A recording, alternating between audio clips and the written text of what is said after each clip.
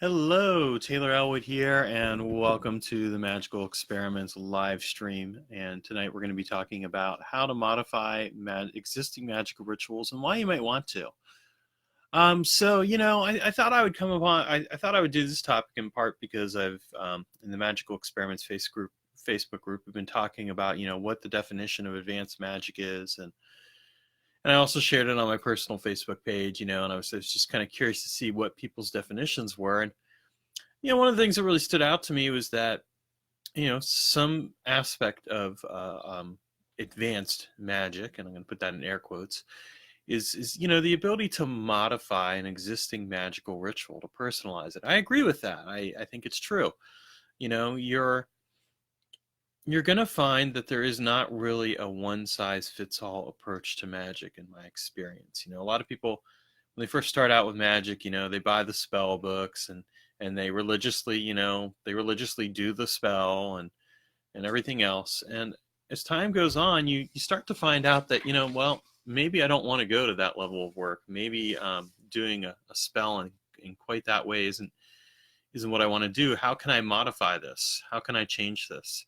I know for me, like the thing that really stood out to me was that when I was 16, I was just getting started into magic, and I brought home these books and I read them and I did the magical workings, and I would say in like a few months in, I started to ask myself, well, how can I modify these magical workings? I mean, great, somebody had written this stuff up. I really appreciated the hard work. But again, I began to ask myself, what can I do to modify these? What can I do to change these? Because it seems like a lot of work to do what I'm trying to do, and maybe there's an easier way.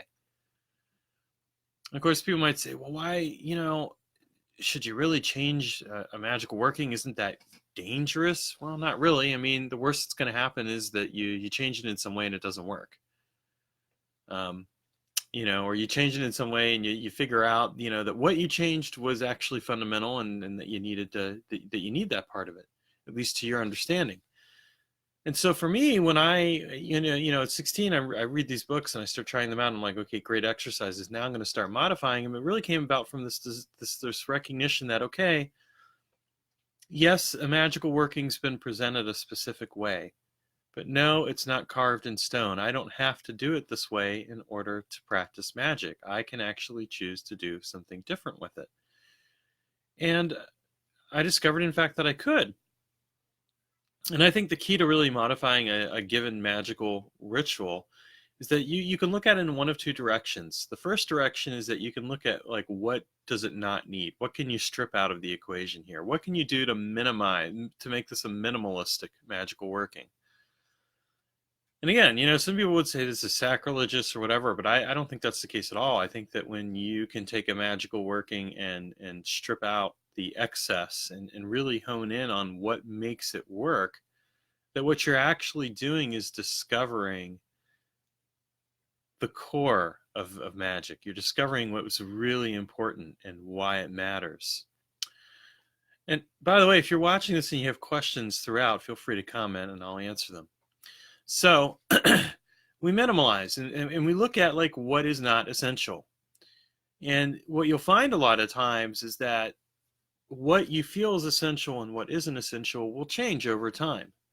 Like, I could tell you that back then when I was 16 and I was stripping stuff out, a lot of what I was stripping out that I didn't feel was essential, it was basically kind of like, I'm going to get rid of this particular type of tool or this type of thing. But it wasn't a really sophisticated understanding. But as time went on, what I started to do is I started to realize, okay, what am I really stripping out? I'm stripping out the things that I don't need because I understand the concepts and the practices. I mean, that's really what you get to when you get to a minimalist approach to magic, is you start to recognize, okay, I used to need an athame because I needed the athame in order to help me work with, this specific elemental energy.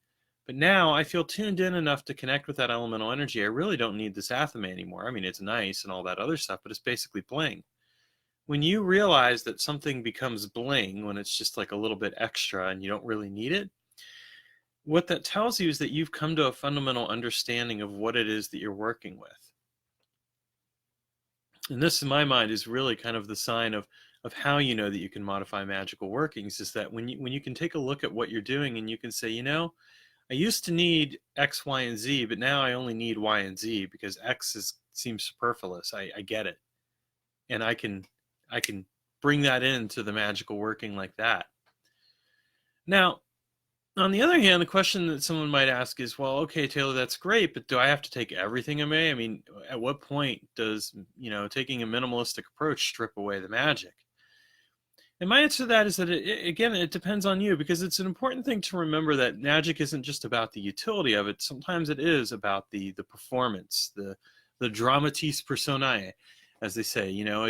There is value sometimes in putting on a show, getting some incense out, having the candles, having the music in the background, doing all this stuff, because it puts you into a frame of mind. So when it comes to minimalizing stuff, the key thing that you have to ask yourself is, what is helping me to connect with whatever it is I'm trying to do magically? What is it that I absolutely need? And what is it I don't need? And what is it that I want? And it's okay to recognize you could strip some stuff out. And at the same time, you could also keep it in. That you don't have to get rid of that extra thing, that you can choose to keep it because it still works for you in a certain way.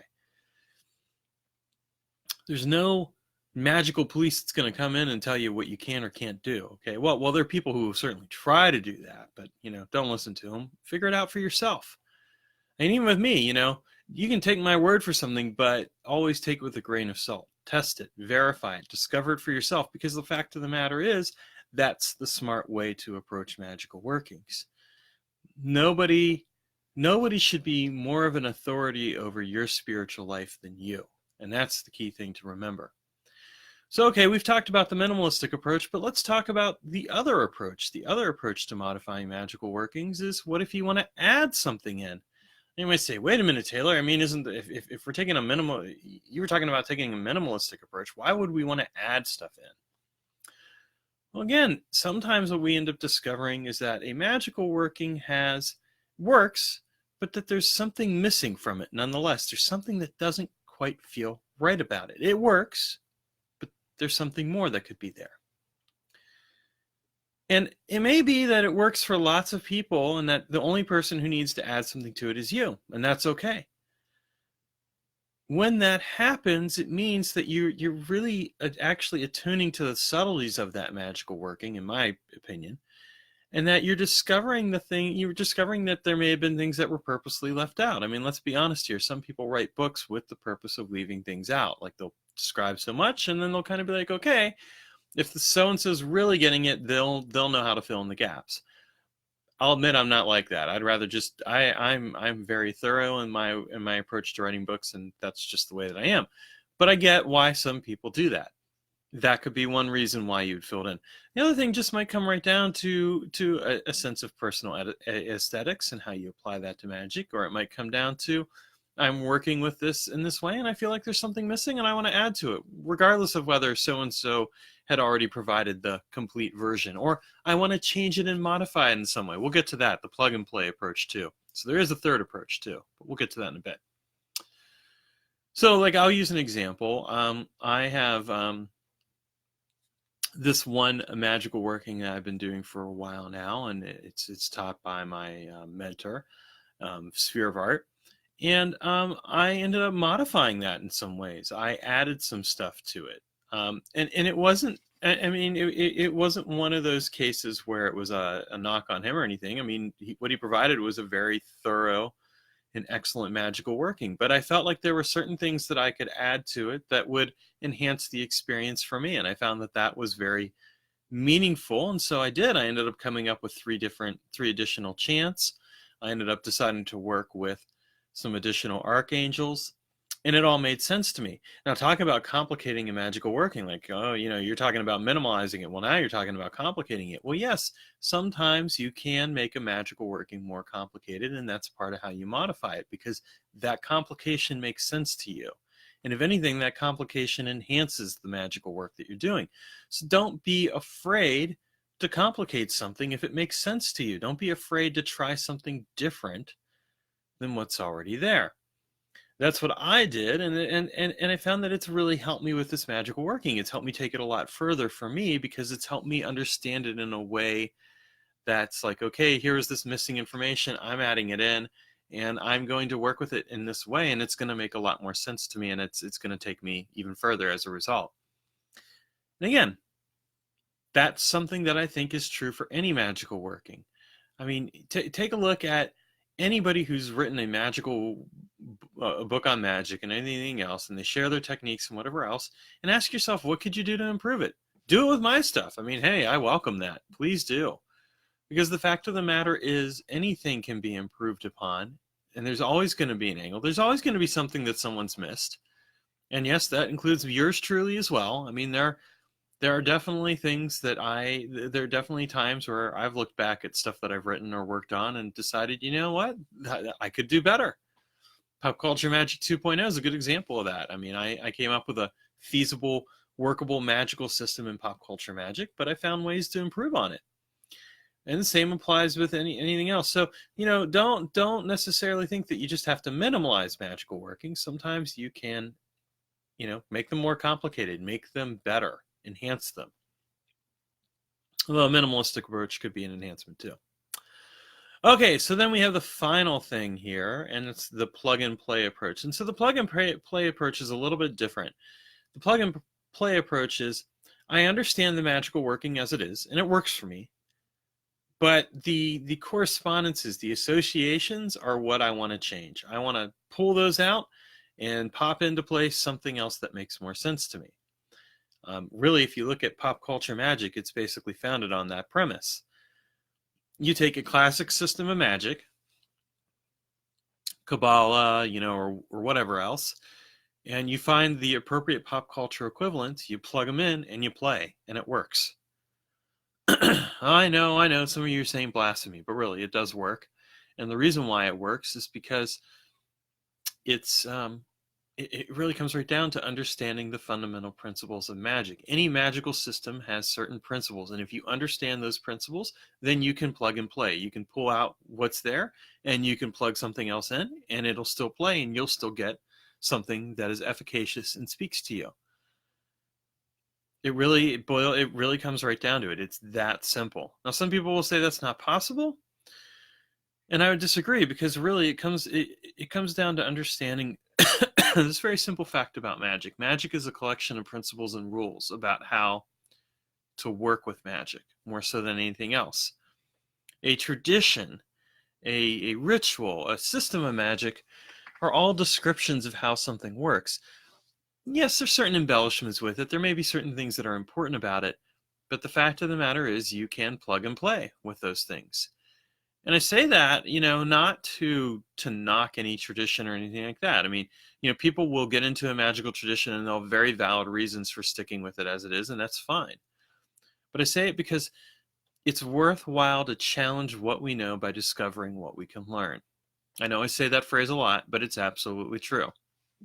So many people get tunnel visioned about what they think magic is. And they're like, well, magic's this, and you have to do this, and you have to have X, Y, and Z. And if you don't have X, Y, and Z, it's not magic. Folks, that's simply not the case. Magic is a collection of rules and principles.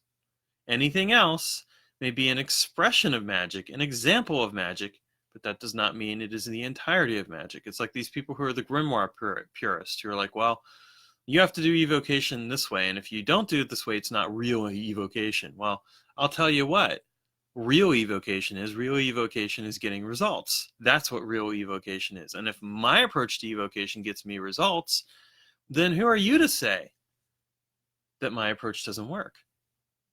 It may not work for you. And I'll tell you why it won't work for you. If it doesn't work for you, it's because you believe and think that you have to have those specific things in place in order to make it work. And that's on you. That's not magic itself. It's the fact that you've chosen to subscribe to a certain viewpoint, and you've allowed that viewpoint to influence and dictate how you understand how magic works. And when you understand that aspect of magic, and you understand that a lot of it really boils down to, well, if I believe X, Y, and Z, this is going to play a role in how magic will work, then guess what? You begin to discover where you're tunnel vision. And we're all tunnel vision. Yes, that includes me. I mean, may not seem like it, but there are definitely, I would definitely say that there are times where I've been tunnel vision about how magic works. I've just gotten more flexible over time with it because I've come to really understand that a lot of what we think of as essential to magic is really optional. And that's what's essential to magic is often ignored because we're so focused on the window dressings that we're not paying attention to the real substance. What makes magic work? And if you want to understand what makes magic work, you have to be willing to entertain the possibilities that what makes magic work is really a different frame of understanding. Step out of what you know by discovering what you can learn. And this is a great way to do it. Start modifying some of those magical rituals. Try some different things. See what happens. I mean, what's the worst that's going to happen? You're going to have an experience and learn something. Well, some of you might say, well, it could be like a bad thing, Taylor. Well, okay, maybe. At the end of the day, if you never risk, if you never try to do something different, if you never seek to discover for yourself, then you're always going to be relying upon what other people have said, and you're going to be letting those people dictate your spiritual path.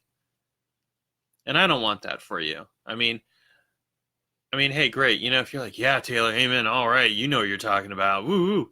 Great, but challenge what I say. That's why I always say, take what I say with a grain of salt. Read my books and find out for yourself. Like, really test what I say and discover it for yourself, because the fact of the matter is, I don't want my work to become dogma to you. I want you to be flexible. You're not going to agree with everything I say, and that's okay. I don't want you to. I'm not a guru here, or maybe I am, but you don't have to agree with me even if I am. You just have to be true to yourself and true to your spiritual path. And so hopefully this will inspire you in that direction. And otherwise, I'll see you next week. All right, take care.